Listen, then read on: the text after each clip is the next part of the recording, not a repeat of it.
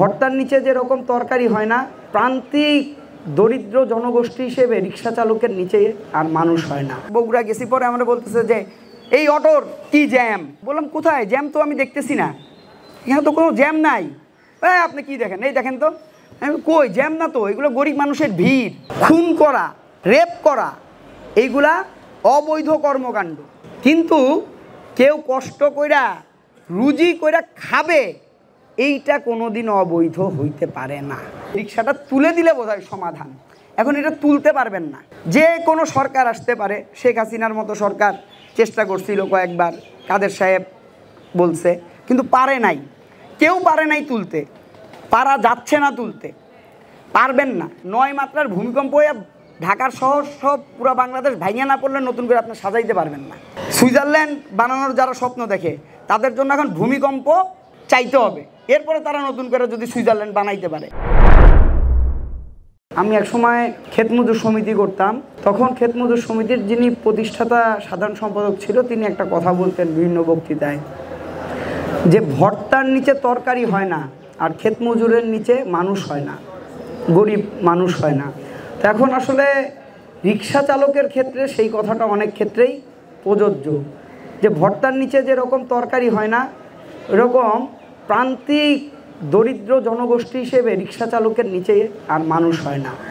এবং আমরা আজকে যখন এই আলোচনাটা করতেছি, এই আলোচনাটা মূলত আমরা কিন্তু রিক্সা চালকদের বুঝের জন্য করতেছি না, আমরা এখানে যারা বসছি আমাদের বুঝের জন্য করতেছি। আপনারা লাইভ করতেছেন, তার মধ্য দিয়ে যারা প্রতিদিন রিক্সার যানজট সহ নানা কারণে নিজেকে বিরক্ত মনে করেন, তাদের কিছু জিনিস তাদের কাছে পরিষ্কার হওয়ার জন্য সম্ভবত আমরা করতেছি। কারণ আপনারা যখন এই প্রোগ্রামটার পোস্ট দিচ্ছেন, ওইখানে সম্ভবত মেঘের পোস্টের নিচে একজন লিখছে যে এই রিক্সা চালকরা কি এই কথা বোঝে। প্র্যাকটিক্যালি রিক্সা চালকদের জন্য এই আলাপটাই আমরা বসি নাই।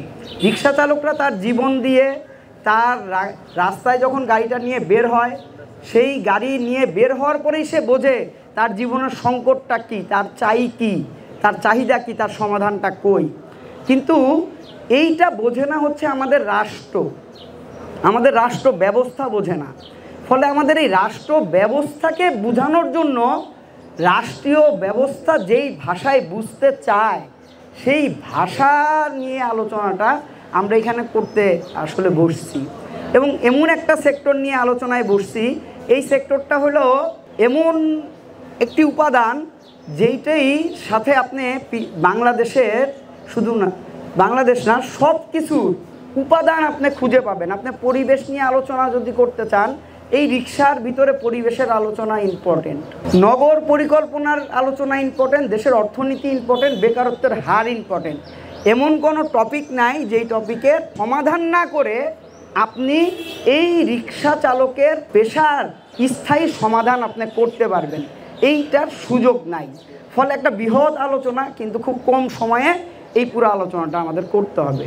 তো তার আগে আমাদের সবচেয়ে বড় ভুল, আমরা যখন বিভিন্ন সরকারি প্রতিষ্ঠান কর্মকর্তাদের সাথে বসতে যাই শ্রমিকের এই দাবি নিয়ে, তখন তাদের সাথে আমাদের সবচাইতে বড় সমস্যা যেটা হয়, কারণ আমরা বলে থাকি ঢাকা নগরটা 400 বছরের একটা প্রাচীন নগর।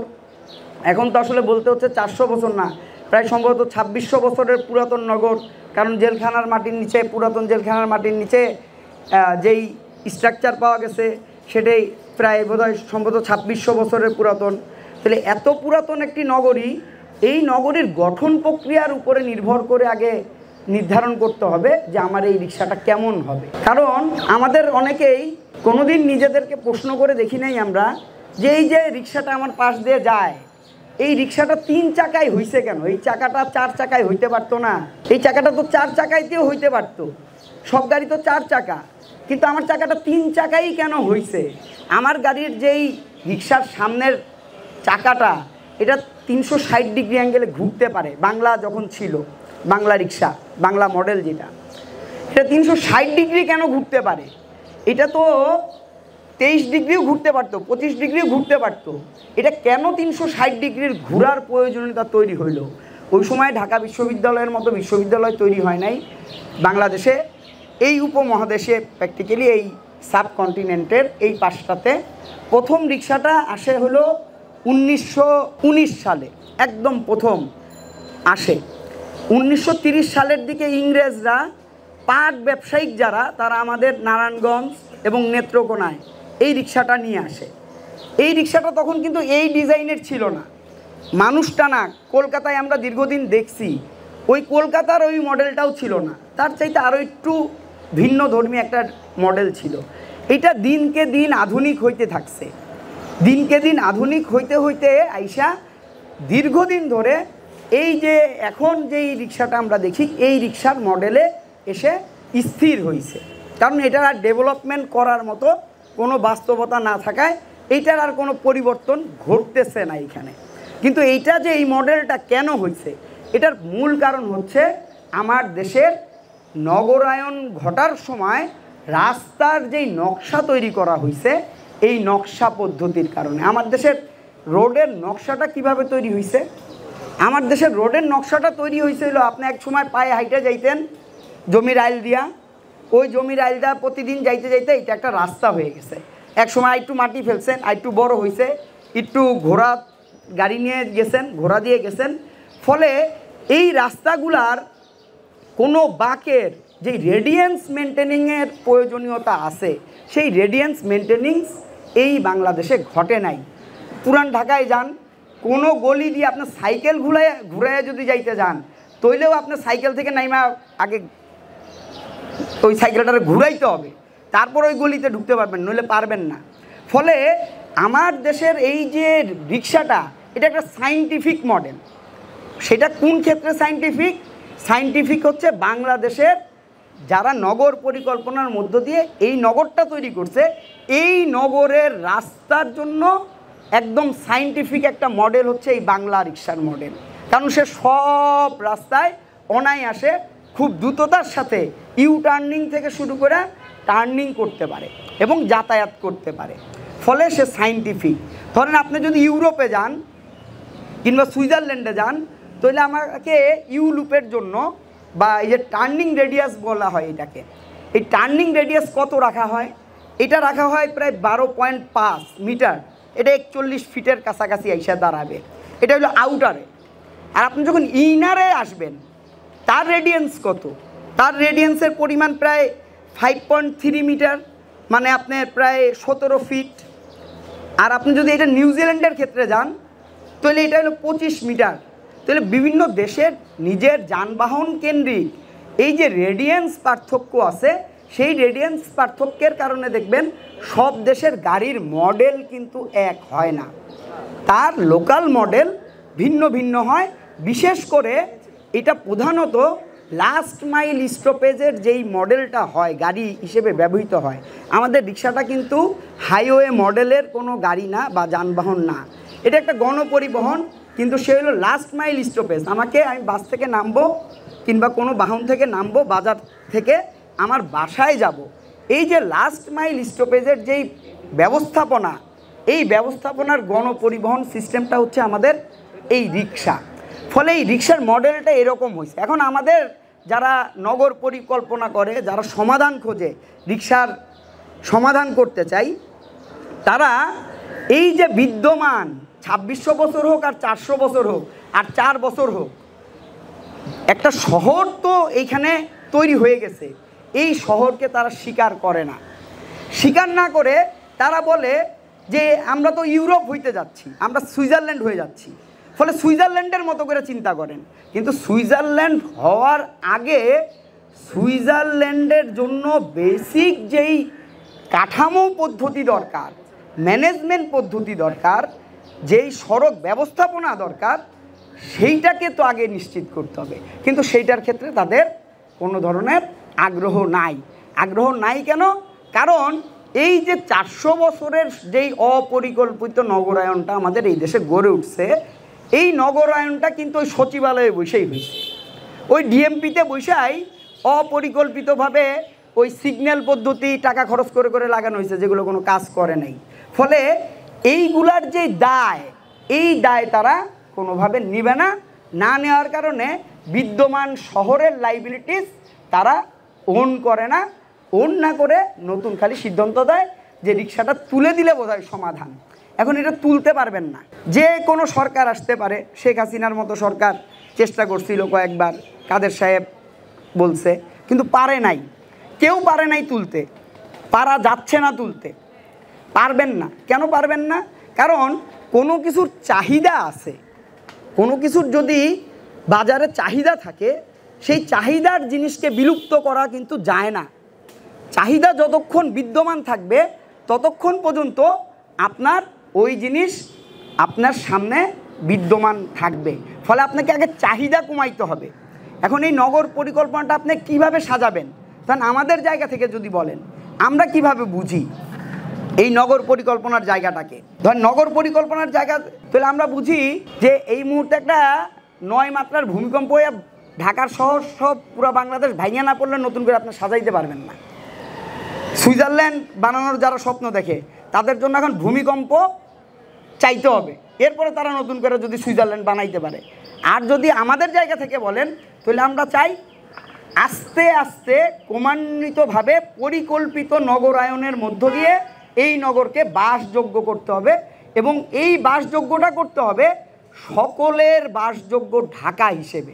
শুধুমাত্র ধানমন্ডিতে যেই লোকগুলো থাকে, যার গাড়ি আছে, কিংবা ওই গুলশানে যেই লোকটা থাকে, যার গাড়ি আছে, অ্যাপার্টমেন্টে থাকে, তার উপযোগী করে ঢাকা সাজানোর পরিকল্পনা করলে এই দেশের 90% মানুষ এই দেশের বসবাস উপযোগিতা হারায়। আর যখন তারা ওই উপযোগিতা হারায় তখন এই বিশৃঙ্খলগুলো তৈরি হয়। ধরেন অনেকে আপনারা বলেন যে এই জ্যাম রিক্সার কারণে জ্যাম, বিশেষ করে জেলা সদরগুলায়। ধরেন যদি আপনি কিশোরগঞ্জের কেউ থাকেন, খাতড়ার এই রিয়া দেখছিলাম, হ্যাঁ অনেকটা দেখছিলাম, তো ধরেন কিশোরগঞ্জে যদি যান একেবারে জ্যাম হয়ে থাকে। বগুড়ার যদি কেউ থাকেন, সাত মাথাটা খুব জ্যাম হয়ে থাকে। তো আমারে বলতেছে, আমি লাস্ট বগুড়া গেছি, পরে আমরা বলতেছে যে এই অটোর কি জ্যাম। তো আমার কাছে আমি তাকায়া বললাম, কোথায় জ্যাম? তো আমি দেখতেছি না, এখানে তো কোনো জ্যাম নাই। হ্যাঁ আপনি কি দেখেন? এই দেখেন তো। আমি কই জ্যাম না তো, এগুলো গরিব মানুষের ভিড়, এটা গরিব মানুষের ভিড়। কারণ ওই বগুড়া, আপনারা জানেন যে বগুড়াটা হলো পুরো উত্তর অঞ্চলের বাণিজ্যিক রাজধানীর মতো ব্যবহৃত হয়। তাইলে এই যে বগুড়া সহ পুরো অঞ্চল এবং সারা বাংলাদেশের আপনি কৃষিতে সারের ব্যবহার, আপনি কৃষিতে কীটনাশকের ব্যবহার, অপরিকল্পিত কীটনাশক এবং প্রযুক্তির ব্যবহারের মধ্য দিয়ে কৃষিতে শ্রমিকের কর্মসংস্থানের ব্যবস্থাকে নিশ্চিহ্ন করে দিয়েছেন। এখন গ্রামে কৃষিতে সর্বোচ্চ 3 ফসলি জমিতে 65 দিন কাজ থাকে। এটা বড় জোর আপনি তাই না 70 দিন নিয়ে নিতে পারবেন, কিন্তু বছরটা তো একটা বছর, সেটা তো 365 দিনে। তাহলে বাকি দিনগুলোই মানুষ করবে কি? আপনি প্রতিদিন, অনেকে বলেন যে মজুরি অনেক কৃষি মজুরের 1000 টাকা করে মজুরি, 1200 করে মজুরি। আমি ধরলাম দিলেন 1000 করেই দিলেন, 80,000 দিলেন তো ভাই 80 দিনে, 80,000 টাকায় 365 দিনে একটা সংসার চালানো সম্ভব মনে হয়? তাহলে ওই লোকটা কী করে? ওই লোকটা প্রতিদিন কামাই করতে পারবে এরকম একটা নিশ্চিত ব্যবস্থাপনা খুঁজে বের করে। আর এই ব্যবস্থাপনাটা এই মুহূর্তে বাংলাদেশে একটাই, সেটা হলো ব্যাটারি চালিত যানবাহন নিয়ে রাস্তায় নামলে অন্তত এই ঢাকার শহরে যেহেতু মানুষের স্রোত তৈরি হয়েছে, সব মানুষ এসে ঢাকায় ঢুকতেছে, সব মানুষ এসে শহরে ঢুকতেছে। দেখবেন ওই আপনি নওগাঁর কুজাইলে যাবেন, কুজাইলে গিয়ে ওইখানে কিন্তু এই ব্যাটারি চালিত রিক্সা নিয়ে কোনো যানজট তৈরি হয় না, ডিস্টার্ব তৈরি হয় না। কারণ ওইখানে ওই গ্রামে পুরুষ মানুষই কমে গেছে, কারণ পুরুষ মানুষরা ওইখান থেকে বের হয়ে চলে আসছে শহরে। কারণ ওই কুজাইল গ্রামটায় ধানটা উঠে যাওয়ার পরে আর কর্মসংস্থান করে খাওয়ার মতো অবস্থান নাই। তাহলে এই যে রাষ্ট্র এই ব্যবস্থাটা কেন তৈরি করছে, এই সংকটটা কেন তৈরি করছে? এই যে স্রোত মানুষের, কর্মহীন মানুষের স্রোত ঢাকায় এবং বিভিন্ন নগরীতে তৈরি হচ্ছে, এই স্রোত তো আপনি ওই এজাজ সাহেব বুলডোজার দিয়ে আপনি ঠেকাইতে পারবেন না। এইটা ঠেকানোর ব্যবস্থা না করে আপনি কোনোদিন এই অটোরিকশার সমাধান করতে পারবেন না। কিন্তু তাই বলে কি আমরা বসে থাকবো? তাই বলে আমরা বসে থাকবো, সমাধান চাবো না, আরও বিশৃঙ্খলা হবে? আমরা বলছি সমাধানটা জরুরি। সমাধানের কয়েকটা মাধ্যম দিয়ে যাইতে হবে। প্রথম কথা, বুয়েট একটা মডেল করছে। কোনো গাড়িরই কোনো মডেল কোনো স্থায়ী জিনিস না, এটি প্রতিনিয়ত মডিফাই হইতে থাকবে। আজকে একরকম আছে, কালকে আরেকটু মডিফাই হবে, আরেকটু মডিফাই হবে। এখন ওই মোল্লাদের মতো যদি আপনিও বলতে থাকেন, একটা রাষ্ট্র বলতে থাকে যে আমি প্রযুক্তিকে থামাই দিতে চাই, এরপরে প্রযুক্তি বাড়বে না, তাইলে ওই রাষ্ট্র অনিবার্যভাবে ধ্বংস হয়ে যেতে হয়। আফগানিস্তান তার প্রমাণ। প্রযুক্তি এবং জ্ঞানকে যখন থামাই দেয় তখন ওই রাষ্ট্র ধ্বংস হয়ে যায়। তাহলে কি আমরা এই রাষ্ট্রকে ধ্বংসের দিকে নিয়ে যাব? যদি না নিয়ে যাইতে চাই তাহলে আমাদেরকে প্রযুক্তিকে বিকশিত হওয়ার জন্য অবারিত ক্ষেত্র তৈরি করে দিতে হবে। এবং সেই অবারিত ক্ষেত্রটা কি প্রক্রিয়ায় হবে? আমরা বুয়েটের মডেলটাকে আপাতত একটি স্ট্যান্ডার্ড হিসেবে রাস্তায় নামাইতে চাই। এই মডেলটাকে উন্মুক্ত করে দিতে হবে। আমাদের ভোকেশনাল ট্রেনিং আছে, ছেলেরা পড়তেছে, পড়ে গিয়ে কী করবে? ওয়ার্কশপ দেওয়া উচিত তো। তাহলে ওই রাস্তাটা স্থানীয় উৎপাদন ব্যবস্থাকে কেন বন্ধ করে দিতেছেন? সেদিক আমাদের পলিটেকনিকের স্টুডেন্টরা পড়ালেখা করছে, তারা কারখানা তৈরি করুক, আমাদের মিস্ত্রিরা এই গাড়িগুলো বানাইতে পারে, খুব অল্প খরচে বানাইতে পারে, তারা বানাক। তার মধ্য দিয়ে স্থানীয় উৎপাদনের দিকে মনোযোগিতা হওয়া জরুরি। কিন্তু আমাদের রাষ্ট্র যারা পরিচালনা করে তারা কিন্তু স্থানীয় উৎপাদনে উৎসাহী না, তারা কমিশনভোগী একটি পুঁজির বিকাশে উৎসাহী।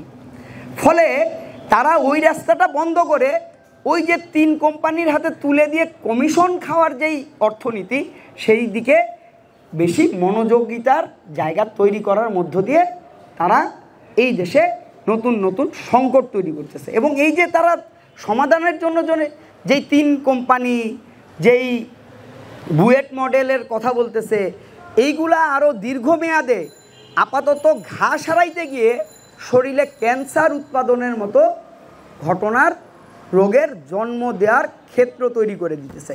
ফলে এইখানে প্রথম দরকার সারা দেশে কর্মসংস্থানের ব্যবস্থা আরও কিভাবে বৃহৎভাবে তৈরি হবে, স্থানীয় উৎপাদন ব্যবস্থা কিভাবে বিকশিত হবে, এই নীতিগত সিদ্ধান্ত ব্যতীত এই রিক্সা বলেন আর যত ধরনের এই দেশের শ্রমজীবী মানুষের সংকট আছে, এই সংকটকে সমাধান সম্ভব না।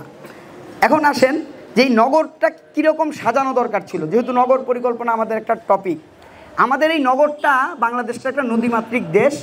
নদীমাতৃক দেশ হওয়ার কারণেই আমাদের এই নগর পরিকল্পনাটা হওয়া উচিত ছিল নদী কেন্দ্রিক এবং খাল কেন্দ্রিক। নদী এবং খাল কেন্দ্রিক, কিন্তু আমরা নদী খাল সব গিলে খেয়ে ফেলছি। ফলে এটাকে আবার নতুন করে পুনরুদ্ধার জরুরি, পরিবেশ পুনরুদ্ধার জরুরি এবং পরিকল্পিতভাবে কোন সড়ক। আমি কোনোদিন ধরেন আমি সিভিল নিয়ে পড়ালেখা করছি, আমি তখন পড়ালেখা করছি, হ্যাঁ, তখন আমার পড়ালেখার একাডেমিতে আমার শেখানোই হয়েছে 3-4 কিলোমিটারের ভিতরে কোনো ইউটার্নের প্রয়োজনীয়তা পড়ে না, তাহলে শহরের গতি কমে। আর আমার বাসাটা হচ্ছে যে কেরানীগঞ্জে, বাবুবাজার ব্রিজের ওই পারে, আমার অফিসটা পল্টন। আমি এতটুকু রাস্তায় যাইতে 6টা চৌরাস্তা আমাকে পার হইতে হয়। এটা হলো বাংলাদেশের নগর পরিকল্পনা। তাহলে এই চৌরাস্তা বন্ধ করেন, ওভারপাসিং ব্যবস্থা চালু করেন এবং লেন পদ্ধতিকে সচল করেন। এখনও সম্ভব বাংলাদেশে যতটুকু আছে, বাম লেনটাকে সার্বক্ষণিকভাবে সচল রাখার পরিকল্পিতভাবে যদি পরিকল্পনা নেওয়া যায়, তাহলে এটাকে পরিকল্পিতভাবে এই বাম লেন সচল করাটা অনেক ক্ষেত্রেই একেবারে সহজতর। ফলে এই যে নগর পরিকল্পনা যখন আপনি করতেছেন, তখন কাকে নিয়ে করতেছেন? যেই লোকটা কোনোদিন একটা লোকাল বাসে ওঠে না। তাহমিদ বলছে যে এই যে বাসে যখন উঠি তখন উঠতে কি পারি, একটা ব্যাগ থাকলে উঠতে পারি না। আমাদের সাথে ডিএমপির মিটিং ছিল, মিটিংয়ে পরিবহন মালিকরা আসছে, সিএনজি মালিকরা ছিল। তো মিটিংয়ের শেষে আমি একটা অনুরোধ হিসেবে বাস মালিক সমিতির সভাপতি সেক্রেটারিকে বলছিলাম যে দেখেন, একটা অনুরোধ করতে চাই, আমরা এখানে বসে যত ধরনের সমস্যা আলাপ করতেছি, এই সমস্যা সংকট এক নিমিষে সমাধান হয়ে যেতে পারে 80% যদি আমার ঢাকা শহরের বাসের যেই নগর পরিবহন ব্যবস্থা হওয়ার কথা, এইটাকে স্বাচ্ছন্দ্যমূলক করা হয়। আমার মা প্রায় 80 বছর বয়স হয়ে যাচ্ছেন, তিনি স্বাচ্ছন্দ্যে একটা লোকাল বাসে উঠে 5 টাকা দিয়ে তার গন্তব্যে পৌঁছাইতে পারবে। একজন মহিলা সে স্বাচ্ছন্দ্যে লোকাল বাসে উঠে দাঁড়াইতে পারবে বা বসতে পারবে। আমার হাতে একটা ভারী ব্যাগ আছে, আমি বাসে উঠতে পারবো স্বাচ্ছন্দ্যে। আর সিএনজি চালকরা 20 টাকায় আমাকে এখানে পল্টন থেকে এইনা নামাই দিয়ে যাবে। তাইলে আমার যেই এখন অটোরিকশা মেন রোডে বলতেছেন, এই মেন রোডে তো বাংলাদেশের অর্থনৈতিক কারণে, কারণ এই দেশের অর্থনীতি এমন জায়গায় 16 বছরে শেখ হাসিনা নিয়ে গেছে যে এখন 10 টাকা অতিরিক্ত খরচ মানুষের গায়ে লাগে। ফলে এই রিক্সাটা দিয়ে যখন কেউ এক জায়গা থেকে আরেক জায়গায় যায়, তার আর্থিক সাশ্রয় হচ্ছে এবং সময় সাশ্রয় হচ্ছে। ফলে আপনি একদিকে বলবেন যে সড়কের গতি বাড়াইতে হবে, ঢাকা শহরের গতি এখন 4.3, অথচ কোনো শহরের গতি 25-এর নিচে নামার কথা না, 30-এর নিচে নামার কথা না, সেই জায়গায় আমাদের হলো 4.3। তো এই একই সাথে আপনি বলবেন যে গতি বাড়াইতে, আর অমানবিকভাবে বলবেন যে প্যাডেল রিক্সায় ফেরত যাও। এই যে প্যাডেল রিক্সায় ফেরত যাওয়ার যেই নীতিটা আমাদেরকে চাপাই দেওয়া হয়, এটা একটা উপনিবেশিক মনস্তাত্ত্বিক কারণে, আমাদের ঘাড়ের উপরে তারা আমাদেরকে প্যাডেল রিক্সায় ফেরত নিতে চায়। কারণ তারা মনেই করে যে প্রান্তিক জনগোষ্ঠী যারা অর্থনৈতিকভাবে, তাদের প্রধান কাজ হচ্ছে কায়িক পরিশ্রম করা, পশুশ্রম করাটা হচ্ছে তাদের কাজ। এই উপনিবেশিক যেই মনস্তত্ত্ব, এই মনস্তত্ত্ব আজকে 25 সালে এসেও আমাদের রাষ্ট্রীয় কাঠামো বহন করে চলেছে। যেই কারণে তারা কোনোভাবেই এই ব্যাটারি চালিত রিক্সায় ওই প্রান্তিক জনগোষ্ঠীর মানুষ আরাম করে কায়িক পরিশ্রম থেকে মুক্ত হবে, এইটা মনস্তাত্ত্বিকভাবে স্বীকার করে নিতে তারা কোনোভাবে রাজি হচ্ছে না। আর এটাই হলো শ্রেণীর দ্বন্দ্ব, এখানেই হলো মূলত শ্রেণীর দ্বন্দ্ব। এবং এই শ্রেণীর দ্বন্দ্ব সে মনেই করে যে তোমাকে যত বেশি আমি দাবায় রাখতে পারবো, তোমাকে যত আমি প্রান্তিক পর্যায়ে রাখতে পারবো, তত তোমার গলা দিয়ে তোমার অধিকার, তোমার পাওনা হিস্সার কথা আমি চাপাই রাখতে পারবো এবং তোমাকে আমি লুট করার মধ্য দিয়ে আমার যেই সম্পদ বৃদ্ধির প্রক্রিয়া, সেইটা আমি সচল রাখতে পারবো। ফলে এই কারণে এই শ্রেণীর দ্বন্দ্বের কারণেও এই রিক্সার যেই সমাধানটা করার দরকার ছিল রাষ্ট্রের নিজে দায়িত্ব নিয়ে, সে করতে পারে নাই। কারণ ধরুন ইউরোপ পারছে কেন? ইউরোপ পারছে কারণ তার ঘাড়ের উপরে, তার রাষ্ট্রের উপরেই উপনিবেশিক মনস্তত্ত্বের ভূতটা তার বহন করতে হচ্ছে না। ফলে সে শোষণ করতেছে, পুঁজির শোষণ আছে, কিন্তু সে একই সাথে কিছু মাত্রায় মানবিক চরিত্রের জায়গা ধারণ করতে পারছে, যেইটা আমাদের এই দেশে উপনিবেশিক মনস্তত্ত্ব থেকে আমার রাষ্ট্র বের হইতে না পারায় আমি এখনও নিপীড়কমূলক রাষ্ট্র হিসেবে নিজেকে তৈরি করে রাখছি। এখন আসেন যে বলতেছেন অবৈধ, আমার এটা একটা আপত্তি আছে। আপত্তিটা হইল প্র্যাকটিক্যালি এই রিক্সাগুলো অবৈধ না, অনিবন্ধিত। আপনি তো সাইকেল চালাও যান, সাইকেলের কি লাইসেন্স আছে নাকি? তো রাস্তায় যখন নামেন ওইটা কি অবৈধ সাইকেল? কদিন আগে নুরুর পার্টির নিবন্ধন ছিল না, তো অবৈধ পার্টি হয়ে গেছিল নাকি? কোন নাই তো যে নুরুর পার্টি অবৈধ পার্টি? হ্যাঁ, আরো 2টা পার্টি আছে। আবার ধরেন এই যে এনসিপি এখনো বৈধ লাইসেন্স পায় নাই, তো অবৈধ পার্টি এনসিপি। অবৈধতা এক জিনিস, আর আপনার আপাতত কোনো একটা ম্যানেজমেন্টের প্রক্রিয়ার ভিতরে আপনাকে আনা হয় নাই, এটা আলাদা জিনিস। বাংলাদেশের ভাষা তত্ত্বটা খুব গুরুত্বপূর্ণ। আপনি যখন বলতেছেন অবৈধ, তখন এটাকে বোঝানো হচ্ছে যে অপরাধমূলক কর্মকাণ্ডর সাথে যুক্ততা। মাদক একটা অবৈধ জিনিস, মাদক একটা অবৈধ জিনিস। খুন করা, রেপ করা, এইগুলা অবৈধ কর্মকাণ্ড। কিন্তু কেউ কষ্ট কইরা রুজি কইরা খাবে, এইটা কোনোদিন অবৈধ হইতে পারে না। কারো পরিশ্রম করে পেটের ভাত জোগানোর জন্য ইনকাম করার মাধ্যম, সৎ মাধ্যম, সেইটা অবৈধ হইতে পারে না। ফলে এই অবৈধ শব্দটার একটা রাজনীতি আছে। এই অবৈধ বলার সাথে সাথে এই দেশে কিছু লুটেরাদের সুযোগ তৈরি হয় লুটপাটের। কাদের? আপনি যখন অবৈধ বলতেছেন তখন এই দেশে কিছু রাজনৈতিক দল আছে, তাদের অনেক নেতা পালতে হয়। এই নেতাদের পালার জন্য টাকা দিতে হয়। এই টাকাগুলো ওঠে চাঁদাবাজি দিয়ে।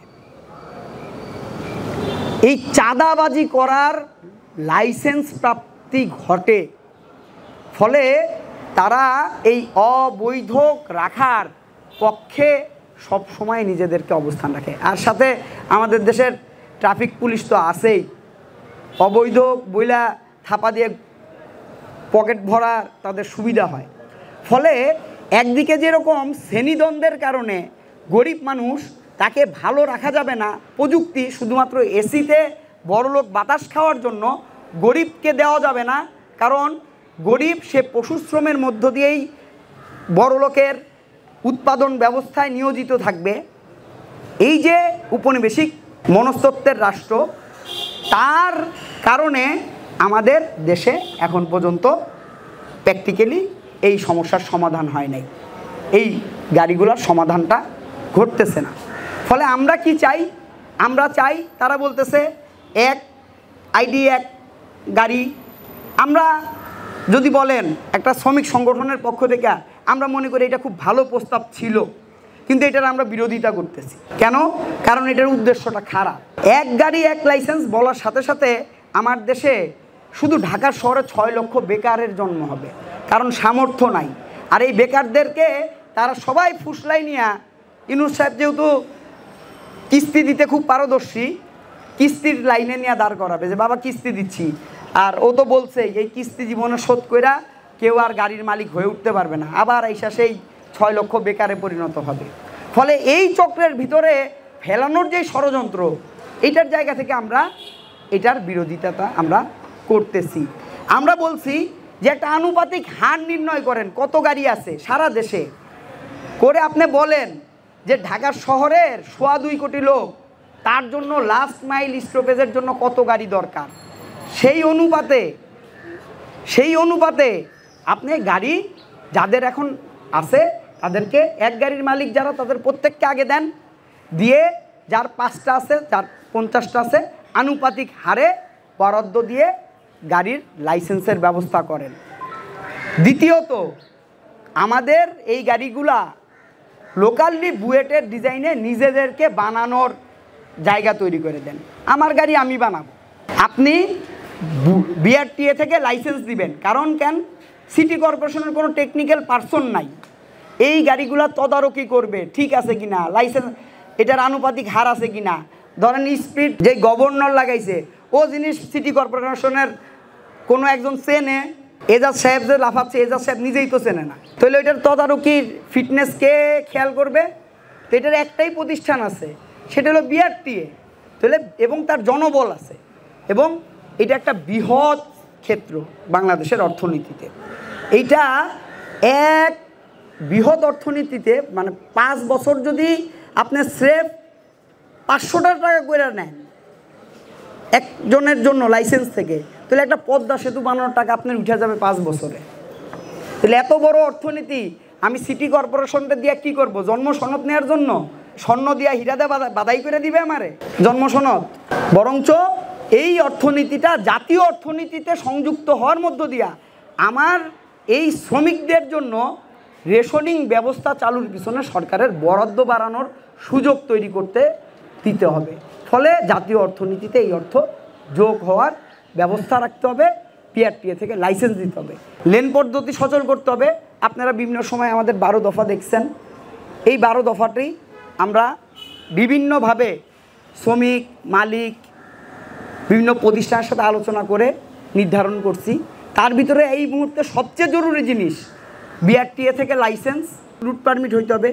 একটা গাড়ি ওই শনির আকড়া থেকে মিরপুর চলে যাবে? প্রয়োজনীয়তা নাই। প্রধান সড়কে ওঠার প্রয়োজনীয়তা নাই। ফিডার রোড দিয়েই সে নির্দিষ্ট সীমানার রুটের ভিতরে তাকে চলতে দিতে হবে, যাতে তার আবার সংসার চলার রোজগারটা হয়। সেই নিশ্চয়তার এরিয়া রুট তাকে নির্ধারণ করে দিতে হবে এবং যৌক্তিক নীতিমালা করতে হবে। ওই এক আইডি এক লাইসেন্স এই ধরনের অযৌক্তিক নীতিমালা না, একটা যৌক্তিক নীতিমালার মধ্য দিয়া এইটাকে একটা ম্যানেজমেন্টের ভিতরে আনতে হবে এবং ফ্লেক্সিবল থাকতে হবে যে এইটি কোনো শেষ ব্যবস্থাপনা না। সমাজ সভ্যতা নগরায়ন একটি চলমান পদ্ধতি, এটি প্রতিদিন পরিবর্তন হয়, আধুনিকায়ন হয়, একটি আধুনিক উচ্চতর স্তরে সে উন্নীত হয়। সেই উন্নয়নের পথকে অবারিত রেখে এই বিষয়ে সিদ্ধান্তের মধ্য দিয়ে সমাধান করতে হবে, যাতে এই যে প্রায় এখন 70 লক্ষ হয়ে গেছে সারা দেশে, 70 লক্ষ মানুষের জীবন জীবিকা যেন নিরাপদ থাকে। একই সাথে এই বাহনের যারা যাত্রী তারাও স্বাচ্ছন্দ্যে স্বল্প মূল্যে স্বল্প সময়ে যাতায়াত করতে পারে এবং সুন্দর একটা নগর, সকলের জন্য বাস উপযোগী একটা দেশ, শুধু নগর না দেশ নির্মাণের পরিকল্পনা গ্রহণ করবে আগামী দিনের সরকার। এবং সেই পরিকল্পনা প্রণয়নের সময় সকল জনের, সর্বজনের, সকলের অংশীদারিত্বের ভিত্তিতে সেই পরিকল্পনা প্রণীত হবে, সেই আশাবাদ ব্যক্ত করতেছি। সকলকে ধন্যবাদ।